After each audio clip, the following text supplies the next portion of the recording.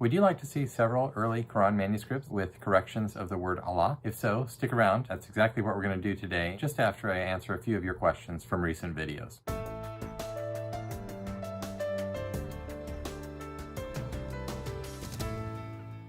Well, welcome back to Early Quran. I'm Dr. Daniel Brubaker, and this is a channel where I am speaking about my research with Quran manuscripts, corrections and variations in the Quran manuscripts, and relate it to the larger conversation around these things. If you stick around until the end today, I'm going to be speaking about corrections involving the word Allah. Hang around. Discussion, I wanted to answer a couple of your questions from the last video that I put up about the unboxing. I hope you enjoyed watching the unboxing, and I'm going to put a link to that video here at the bottom.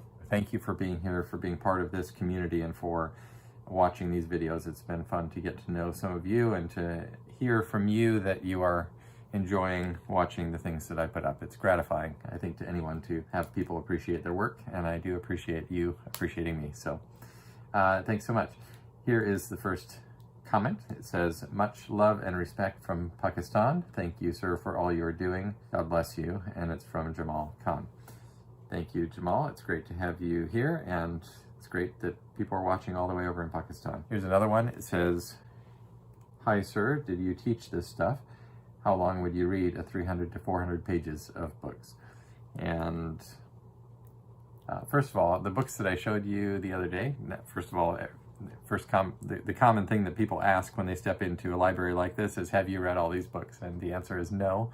I have not read all of these books, but I have read many of the books. And the books that I showed you in more direct answer to this question from Mariem Buenaventura is that the books that I showed you on Saturday were not editions meant for reading the entire book. They were actually many pages of transcription of Quran manuscripts with introductions. So the introductions are for reading, but the books themselves are for reference. So thankfully you can, maybe it was scary to see those books and think of me sitting here reading away at them. Number one, I'm a fairly slow reader, so it is not as though I can breeze through all these things any faster than anybody else. Maybe faster than some people, but probably quite a bit slower than many other people. It's just work. It's work like any other work, is reading and studying and trying to get a handle on a subject, and it takes time. So that's what I do. The next comment here is greetings from Indonesia, from Anthony. Thank you so much, Anthony.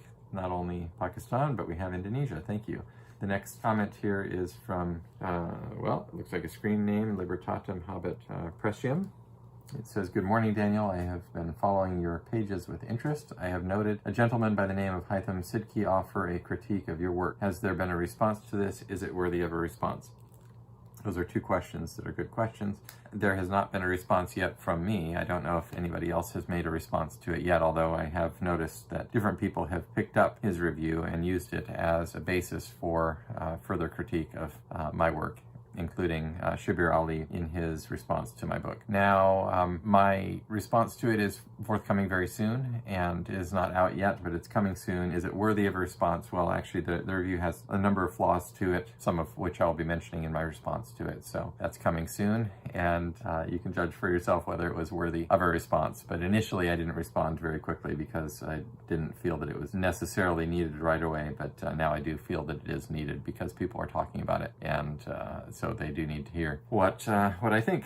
All right, so the next comment here is from RomanoProductions. It says, hello, Dr. B. Nice to see you and in good shape. I hope you will be fine for a long time. This video is not extraordinary, but still the unboxing is a mandatory style of video, and you've done a proper job as a YouTuber. Well, thank you for that. And then he continues on to say that the thumbnail is okay because I have a pleasant smile, but it could have been a little bit more clickbait. Put an object, blur the object, and put a question mark over it, or different type of objects with question marks all over to spice up the thumbnail to push the user to watch the video. It's YouTube, it needs to be clickbait. And so the reason I share this with you is, and the reason I respond to it is that I understand I'm in a particular medium, but I wanted you all to understand that it's kind of attention for somebody like myself to be in this environment. There is something that feels, although I have worked in the past in sales, and I do recognize the importance of marketing and merchandising your wares, so to speak,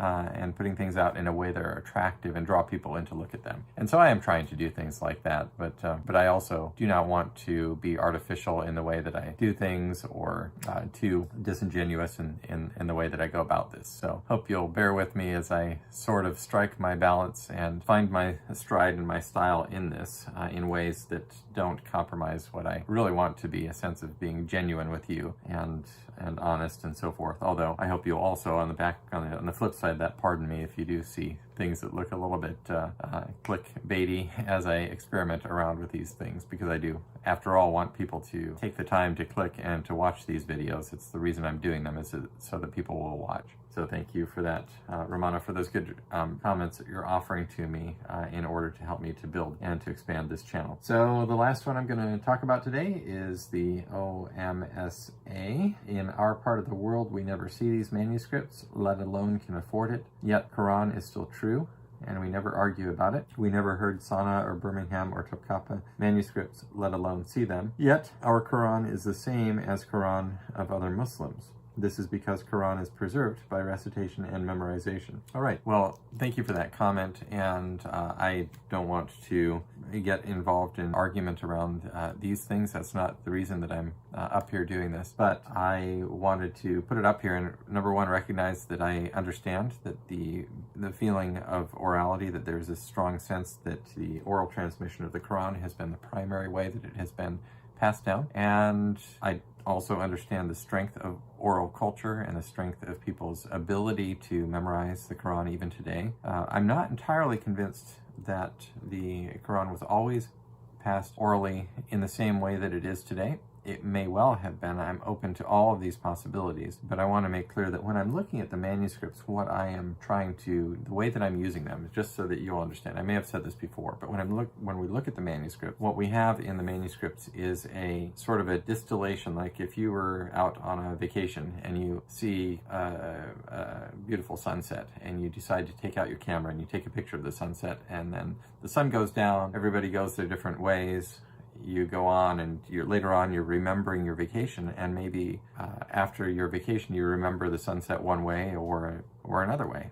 But what you can do is you look back at that photograph and you can catch the details of that moment. And so what we see in the manuscripts, I think, is a capturing of the details of a moment. Now, later traditions relate to us certain things about the early transmission of the Quran, such as that it was transmitted orally, and we have the isnads, the chains of transmitters going back, that so-and-so heard from so-and-so about these different things, and we have isnads for the different verses and so forth. What we have in the manuscripts is additional evidence that is a snapshot of what somebody who was writing that down at that moment perceived to be the text of the Quran at the moment that was being written.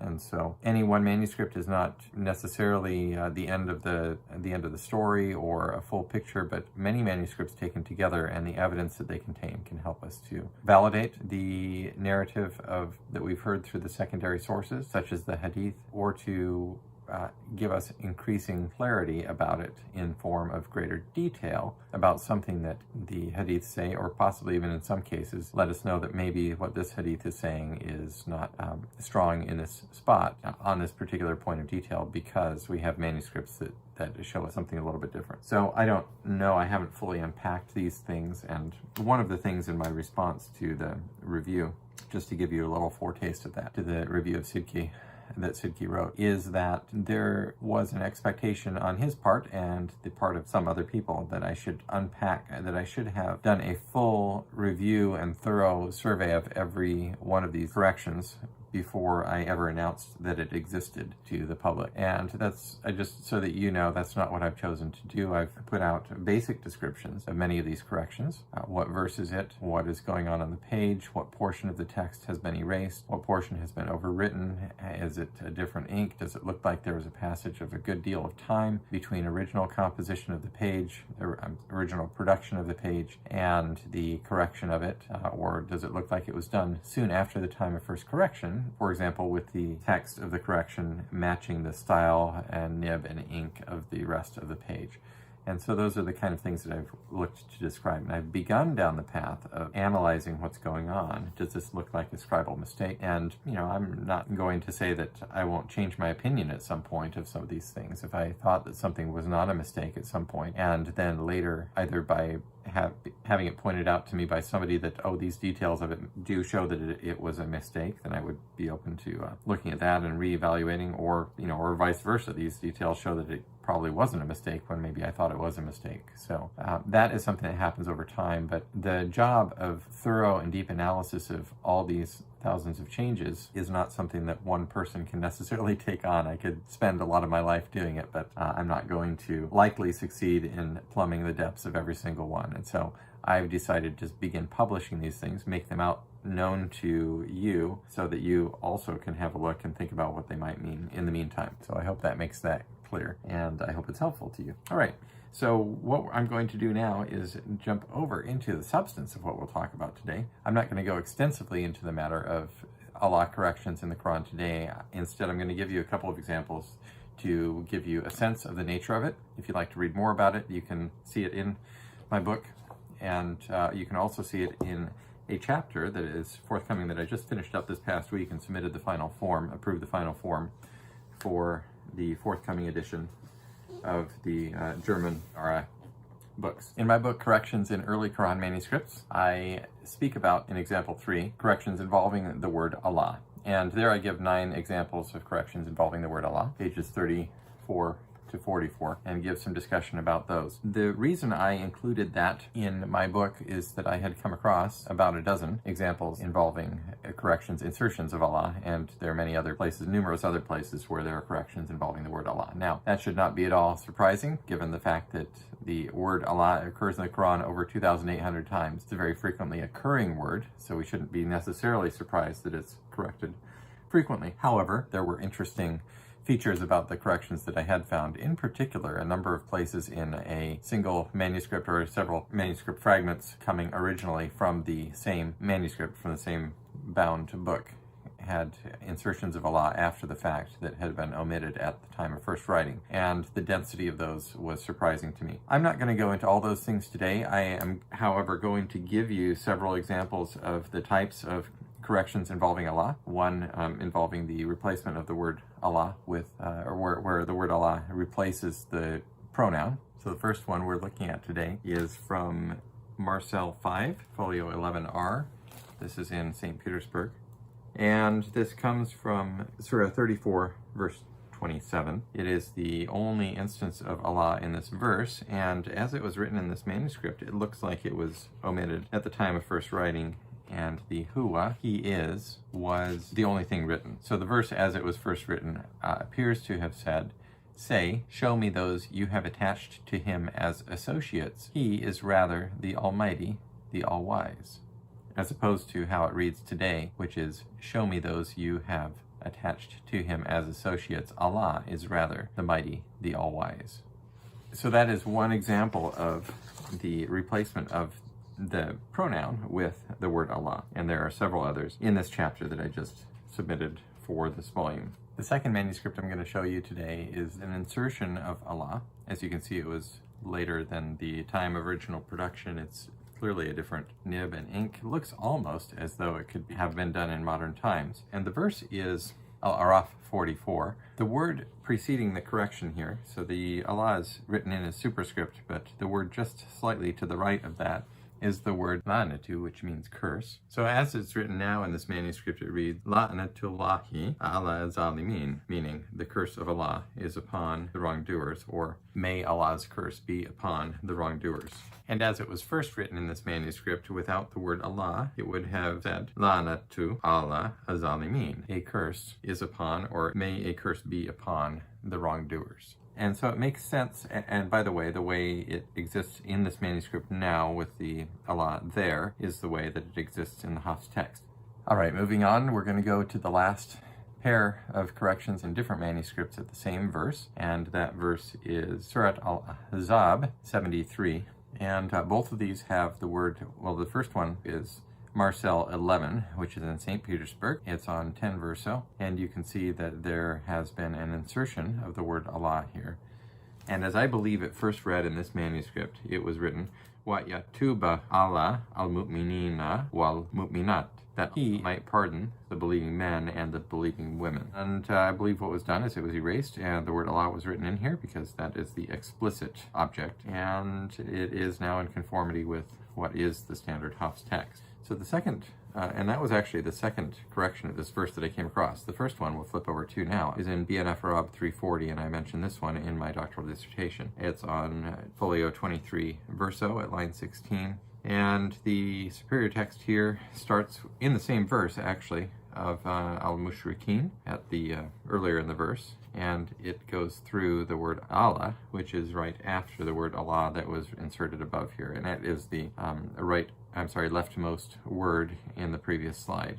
So this whole portion of text, it is the last line of the page, has been erased and overwritten. It's a little bit bunched in, although you see it is stretched out. The word Allah is stretched out there at the end of the line. The word Allah is a little bit bunched in there too, but not too bunched compared to the rest of the page. But you can see that this is a narrower nib, probably a different scribe and sometime post-production, although it's not entirely certain. It's possible that it was something that was done by a second scribe somewhere as part of the original production process. So that's all that I'm going to show you today, and I just wanted to run that example of two verses by you that are corrected in the same spot, not to suggest that the same issue is going on here, because I don't think it necessarily was. In fact, I would be surprised that it was, because it would be easier, would have been easier to correct it without erasing the whole line if what was done in the operation in the first instance was similarly what was done in the second one. But we do have an overlap of corrections at the same spot,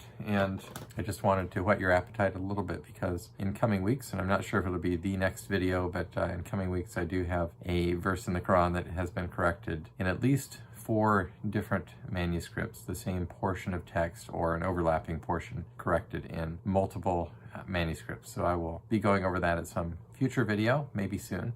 And I do want to remind you that we have now set up the Patreon account. If you are interested in helping me out in doing this, making this work possible for me, I do appreciate your help, and you can see the link below in the description box. Thanks so much. We'll talk to you again next time.